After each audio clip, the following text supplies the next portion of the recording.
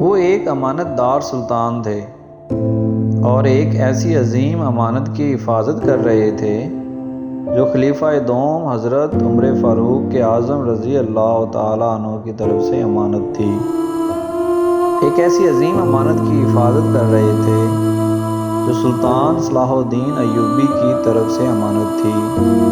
وہ ایک ایسی امانت کی حفاظت کر رہے تھے جس کی حفاظت پہلے بنو امیہ کے عادل، نیک اور پرہیزگار خلفاء نے کی، پھر بنو عباس کے عادل، نیک اور پرہیزگار خلفاء نے کی، پھر اس عظیم امانت کی حفاظت سلجوقی سلاطین سلطان طغرل بیگ، سلجوقی سلطنت کے بانی سلطان الپ ارسلان، سلطان ملک شاہ، سلطان سنجر، سلطان علاء الدین کے ایک بعد، اور پھر اس عظیم امانت کی حفاظت عثمانی سلاطین امیر ارطغرل غازی، سلطنت عثمانیہ کے بانی اول امیر عثمان غازی، سلطنت عثمانیہ کے بانی دوم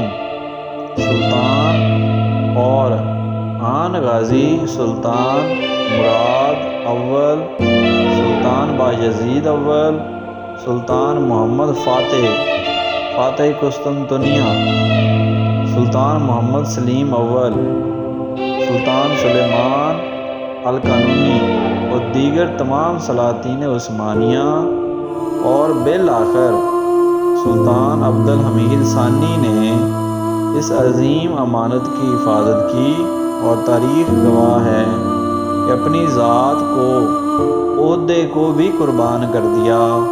صہیونیت نے آپ کو خلیفہ سے معزول کروا دیا، لیکن آپ نے اس عظیم امانت میں خیانت نہیں کی۔ وہ عظیم امانت آخر کیا تھی؟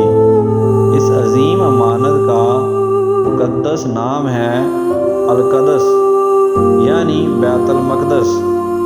آج فلسطین میں ہزاروں مسلمان اس امانت کی خاطر شہادت کا جام پی رہے ہیں، کیونکہ القدس مسلمانوں کی وراثت ہے۔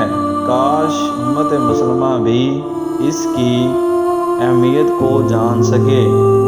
اللہ تعالیٰ بیت المقدس کو آزادی عطا فرمائے، آمین ثم آمین۔ ویڈیو اچھی لگے ویڈیو کو لائک اور چینل کو سبسکرائب کر دیں، ساتھ میں بیل آئیکن کو بھی دبا دیں تاکہ اس طرح کی ویڈیوز آپ تک پہنچتی رہیں۔